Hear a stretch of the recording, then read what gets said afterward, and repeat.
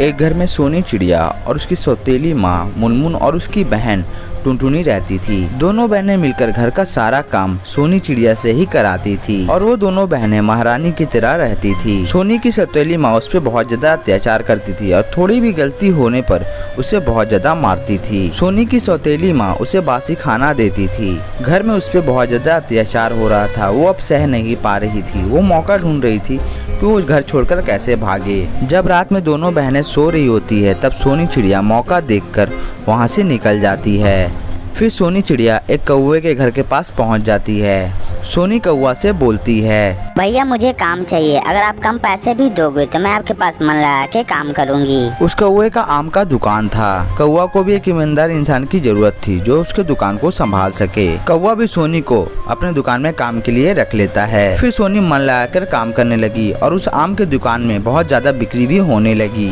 सोनी दिन भर अकेले उस दुकान को चलाती थी और जितना भी बिक्री होता था सारा पैसा कौवे को दे देती थी और उसमें से जो हिस्सा सोनी के लिए होता था कौवा उससे ज्यादा ही सोनी को उसमें से देता था। देखते ही देखते 2-3 हफ्ते निकल जाते हैं और इधर दोनों बहनें रोज आपस में लड़ती थी कि घर का काम कौन करेगा।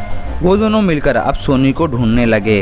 ढूंढते ढूंढते दोनों बहनें सोनी के उस दुकान के पास पहुंच गए जहां वो काम करती थी। उस समय दुकान में कौवा और सोनी दोनों थे। कौवे को देखकर सोनी की सौतेली माँ मुनमुन बहुत ज्यादा चालाक बनने लगी। अरे बेटी, घर में तो छोटे मोटे झगड़े होते रहते हैं, तू घर छोड़कर क्यों आ गई? हम लोग तुझे कितना याद कर रहे थे और तुझे रोज ढूंढते थे, आखिरकार तू हमें आज मिल ही गई। बेटी गुस्सा खत्म कर और हमारे साथ चल। कौवा भी सोनी से बोलता है, सोनी घर में छोटे मोटे झगड़े होते रहते हैं, इसका मतलब ये नहीं कि तुम घर छोड़ दो। बेचारी सोनी उस समय कुछ नहीं बोल पाती है और उसकी सौतेली माँ उसे अपने घर वापस लेकर चली आती है और घर आते ही सोनी की सौतेली माँ मुनमुन सोनी को डंडे से मारने लगती है। और घर छोड़कर बाहर जाएगी, बहुत घर छोड़ने का शौक हुआ है, ले डंडे से मार खा, ये ले, ये भी ले।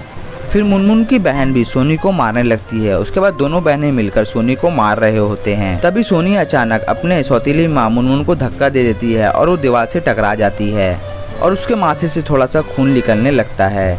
मुनमुन का खून निकलता हुआ देखकर उसकी बहन टुनटुनी पुलिस को बुला देती है और साथ ही सोनी को पकड़वा देती है। सोनी को पुलिस जेल के अंदर डाल देता है। उसी दिन अचानक सोनी जिस कौवे के पास काम करती थी उस कौवे के दुकान में एक तोता आता है और वो कौवे से बोलता है, अरे भाई, तुम्हारे पास जो सोनी नाम की लड़की काम करती थी उसकी सौतेली माँ उसे बहुत मारती थी, अब उसे जेल भी भेज दिया है। तुरंत कौवा जेल जाता है और पुलिस को सारी बातें बताता है। सोनी को अपने घर वापस लेकर चला आता है और दोनों बहनों को जेल में डलवा देता है। सोनी फिर से उस कौवे का आम का दुकान संभालने लगती है। फिर ऐसे ही देखते देखते 1-2 दिन निकल जाते हैं और दोनों बहनों की अकल ठिकाने आ जाती है। दोनों बहनों को अपने गलती का एहसास हो चुका था। फिर एक दिन सोनी जेल जाकर अपनी सौतेली माँ और उसकी बहन को छुड़वा देती है।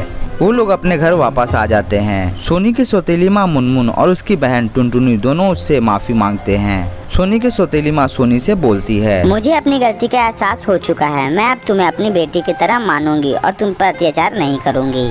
उसके बाद वो तीनों बहुत ही खुशी खुशी रहने लगे और ये मजेदार कहानी यहीं पर समाप्त हो जाती है। और ये कहानी से हमें ये सीख मिलती है कि हमें मजबूरी में सभी लोगों का साथ देना चाहिए था, जैसे सोनी को कौवे ने दिया था। और आज का हमारा सवाल है कि कौवे को सारी सच्चाई आकर कौन बताता है? कमेंट करके जरूर बताएं। आज की वीडियो अच्छी लगी तो इसे लाइक कर दें, हमारे चैनल को सब्सक्राइब करके बेल आइकन का बटन दबा दें ताकि इस तरह के वीडियो सबसे पहले आपके पास आ जाए। Thank you friends.